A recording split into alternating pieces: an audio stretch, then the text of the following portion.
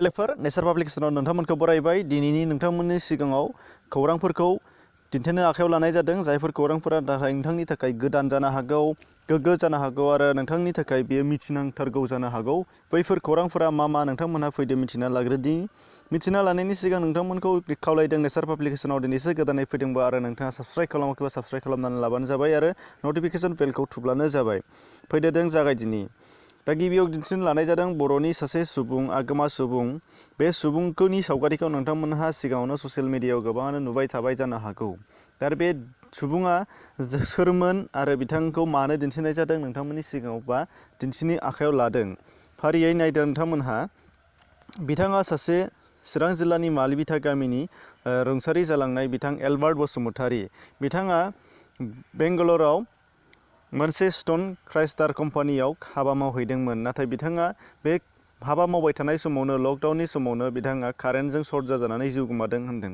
आरो बिथांखौ दाखालिनिसो सिगां साननैसो सिगाङाव फेसबुकाव नोंथांमोनहा आपल'ड खालामनायखौ नुबाय थादों जानो हागौ दा बिथांनि गोथै सह'खौ बेंगालर बड' वेलफेयार एस'सिएशना हेफाजाब खालामनायनि गेजेरजों जोंनि आसामसिम हथात गावनि न'सिम दैथायहरबाय होनदों दा बिथांनि थाखाय बिथांनि न'खरनि आरो जों बर'फोरनि थाखाय बेयो मोनसे जोबोद गोग्गाथाव आरो गेदेर हाबा दा बेखौ नेचार पाब्लिकेशननि जानानै आरो गासै रायजो राजाफोरखौबो खावलायो आरो नोंथांमोननि सिगाङाव नेचार पाब्लिकेशननि गेजेरजोंबो बेंगालर बड' वेलफेयार एस'सिएशननि गासै सोद्रोमा आरो मावथि हान्जाफोरखौ रोजा रोजा साबायखर बावहरनाय जाबाय आरो आसा खालामो जोंनि दुलाराय भारतबर्षनि मोनफ्रोमबो स्टेटआव थाहैनाय हाबा मावहैनाय सुबुंफोरखौ बेबादिनो जोंनि बर' सुबुंफोरा थाहैनाय पारमानेन्टलि थाहैनाय बिथांमोनहा बेबायदिनो मोनफा मोनफा एस'सिएशन दानायनि गेजेरजों हेफाजाब होलांबाय थागोन होननानै मिजिंथिनाय जाबाय दा बिनि उनाव नोंथांमोननि सिगाङाव दिन्थिनो आखायाव लानाय जादों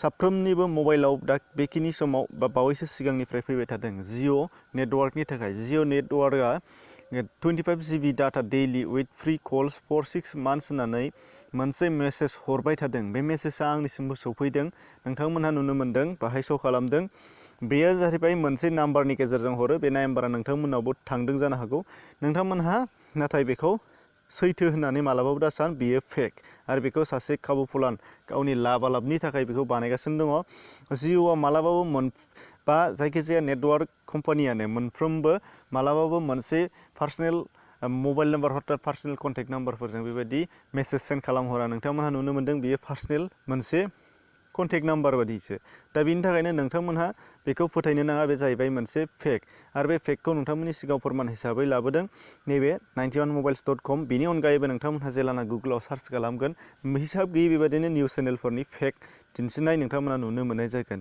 दा बेखौ नोंथांमोनहा फेक होननानै फोथायनानै ला आरो नोंथांमोनहा बेखौ बिथांमोननि लिंकआव नोंथांमोनहा क्लिक दा खालाम जेलाना बिथांमोनहा गावसोरनि लिंकखौ होदों बे लिंकआव थांनायनि लोगो लोगो बिथांमोननि मोनसे पेजआव अपेन जाहैगोन जानो हागौ बिथांनि वेबसाइट नङाबा जायखिजाया ब्लग जानो हागौ दा बिथांमोननि बे पेजआव थाङोब्ला बिथांमोनहा लाब जागोन बिथांमोननि पेजखौ अपेन खालामनाय लोगो लोगो बिथांमोननि एड्सनि थाखाय बिथांमोना लाब जाहैनो हागौ आरो नङाब्ला नोंथांनि डेटानि बिथाङा माबा मोनसे सुलुं मोननो हागौ जाय सुलुंजों बिथांमोनहा नोंथांनि डेटाखौ गावसिनियाव कनभार्ट खालामनानै गावसोर हाबायाव बाहायोबो जानो हागौ दा बेफोरनि थाखाय जोङो सांग्रां जानांगौ बेनि थाखायनो बे मोनसे फेक आरो बेबायदि जेलाना मोनसे गुड निउस फैगोन अब्ला बेखौ बिथांमोनहा निउसनि गेजेरजोंनो एनाउन्स खालामो मालाबाबो SMS-नि जोहै बियो मालाबाबो जाया आरो जायोब्लाबो बियो गावसोरनि मोनसे कड नाम्बार थायो कड नाम्बारजोंसो बियो फैगोन नाथाय बिथांमोना बेबायदि मोनसे पार्सनेल नाम्बार कन्टेक्ट नाम्बार टाइपनि मोनसे नाम्बारजों मालाबाबो मेसेज खालामनाय नङा नोंथांमोनहा बेखायनो शेयार खालामनो नाङा लोगोफोरनियाव शेयार खालामनो नाङा आंनावबो गोबां लोगोफोरा शेयार खालामहरो वाट्सएपआवबो हरो दा बेफोरो नंखाय दा बेनिफ्राय नुनो मोन्दों ओइस एस सेकेन्ड इयारनि थाखाय मोजां खबर बे जाहैबाय ओइस एस सेकेन्ड इयारा दाख्लै बावैसो फार्स्ट इयारनिफ्राय गासैखौबो दैखौ हरनानै पास खालामहरबाय हायार सेकेन्डारिया एसेकआ थारमाने दा बेनिफ्राय हायार सेकेन्डारिनि सेकेन्ड इयार जायफोरा क्लास खालामनो गोनांमोन बिथांमोनहा दा बन्द'नि थाखाय खालामनो मोनासै आरो खालामनायाबो जाथावना नङा दा बेनि थाखायनो अनलाइन टिचिं खालामगासिनो दं बिथांमोनहा इडुएटआवबो दङ नोंथांमोनहा सिगाङावनो खोन्थाखांखाबाय आरो बेनि अनगायैबो न'आव थानानै फरायनो थाखाय स्टाडि खालामनो थाखाय बिजाबनि आंखाल बाहेरायाव थांनानै लाइब्रेरियाव थांनानै बिजाब बायनो हाहैयाखै एबा बिजाबा एभेलेबेल नङाबो जानो हागौ दा बेफोर बै गोबां जाहोननि थाखाय बिथांमोनहा माखासे इबुक बानायदों आरो बे इ-बुकनि गेजेरजों नोंथांमोनहा गावबागाव मबाइलावनो डाउनलड खालामनानै फरायनो हानाय जागोन। दा बे इ-बुकफोरखौ नोंथांमोनहा नायनो हानाय जागोन। नोंथांमोननो बाहाय दिन्थिदों स्क्रिनशट खालामनानै फिजिक्स एस-एस-सि सेकेन्ड इयारनि थाखाय इंलिश मिडियाम आरो एसामिस मिडियाम मोननैयावबो दङ आरो नोंथांमोनहा नाय इंराजि मिडियाम जोंहा जिहेथु बर'फ्रा इंराजि मिडियामावनो जाहैजोबखायो फ्राय 90%। नोंथांमोनहा नायबानो जाबाय बाहाय मोनफ्रोमबो साबजेक्टनि नुनो मोननाय जागोन। दा बेनि लिंकखौ आं डिसक्रिपसनाव होदों। नोंथांमोनहा बेजों थांनानै डाइरेक्टलि थांनानै मोनफा मोनफा सेलेक्सन खालामनानै डाउनलड खालामनानै लाहैनो हानाय जागोन। दा बेनिफ्राय नुनो मोनदों SSLC 2020नि हायार थार्ड मेट्रिकनि देग्लाय मेट्रिक होनायफोरनि रिजाल्ट। बे रिजाल्टआ कमप्लिटलि ट्रान्सक्रिप्टआ नायजाखांजोब्बाय होनदों बिथांमोनहा आरो बेनो मे आरो जुननि गेजेरावनो रिजाल्टआ आउट जासिगोन होननानै बिथांमोनहा होनदों। स' नोंथांमोन फरायसा लोगो बिथांमोनहा नेनानै थाथ'। बेखौ आं बुंनाय नङा, नोंथांमोनहा प्रतिदिन टाइमाव बिथांमोना होदों आरो नोंथांमोना बेखौ लिंकनि डिसक्रिपसनाव लिंक दं, बेजों थानानै कमप्लिट फरायहैनो हागोन। दा बेनिफ्राय नुनो मोनदों एस फाइनाल रिजाल्ट। गोबाङानो कमेन्टआव सोंहरदों एस फाइनाल रिजाल्ट।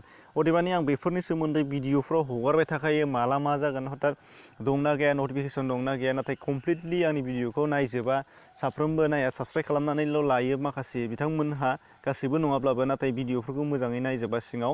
दा बेनि थाखायनो सोंहरफिनबाय थानांगौ जानानै फैयो, कमेन्ट्सआव गोबाङानो सोंहरफिनबाय थायो। दा बे खेबावबो जेबो नङा, नोंथांमोनखौ गाज्रि मोनाखै, अब्लाबो बुंदों नोंथांमोनहा नाय बाहाय एस फाइनाल रिजाल्टनि दासिम गोदान नटिफिकेसन गैथ'वा। नोंथांमोननि थाखाय बियो लेटेस्ट, नोंथांमोनाबो हाबनानै नायनो हागोन, डिसक्रिपसनाव लिंक दङ। बाहाय नुनो मोनदों खालि गाइडलाइन्स, गोदान गोदान गुबुन गुबुन आपडेट दङ नटिफिकेसननि लिंक, नाथाय गावसोरनि बियो मोनसे पेज, मोनसे वेबसाइट अफिसियेल आसाम हायार सेकेन्डारिनि। दा बेयाव माला मोनसेबो एस सेकेन्ड इयार बा फाइनाल रिजाल्टनि खबर गैथ'वा। दा बेनि थाखायनो नोंथांमोनहा घाबरायनो नाङा, खबर दं मोनोबा ओंखारखागोन। दा बेनिफ्राय नोंथांमोननि सिगाङाव दिन्थिनो लानाया जादों नैबे सासे दा नर्थ करियानि बिथां लिडार, दैदेनगिरि। दा बिथांनि सोमोन्दै गोबां सरसा जागासिनो दङ, फ्रायानो थैदों थैयाखै गोबां जाहोन बुंगासिनो दंमोन। नाथाय बेखिनि हिसाबाव नोंथांमोननि सिगाङाव कमेन्ट सेक्सनाव सानैसो सोंहरनाय बायदियै नोंथांमोनखौ बुंदों जे बिथाङा थैदोंना थैयाखै। दा बिथाङा थैयाखै आरो बेखौ दिनै मोनसे timesofindia.com अर्थात टाइम्स अफ इन्डिया खौरां बिजोङा गावसोरनि पेजआव, वेबसाइटआव लिरनानै होदों। नोंथांमोनहा डिसक्रिपसनाव लिंक दं, बेजों थानानै नायनो हानाय जागोन। दा बिथाङा नर्थ करियानि लिडार किम जं उनआ दासिम थैयाखै आरो बिथाङा मोजां देहायैनो दङ होनदों। दा बेनि थाखायनो नोंथांमोनहा बांद्राय रिउमार जानाय खोथाफोरखौ लानो नाङा। दा बेखौ सोर बुंदों, मानो बुंदों, बेसेबां सैथो, बेखौ नोंथांमोनहा डिसक्रिपसनाव लिंक दं, बेजों थांनानै नायबानो जाबाय। नाथाय बिथाङा थैयाखै बेयो बे टाइम्स अफ इन्डियानि गेजेरजों फोरमायनो हानाय जादों। नोंथांमोनहा थांनानै नाय, आसा खालामो नोंथांमोनहा थांनानै नायगोन।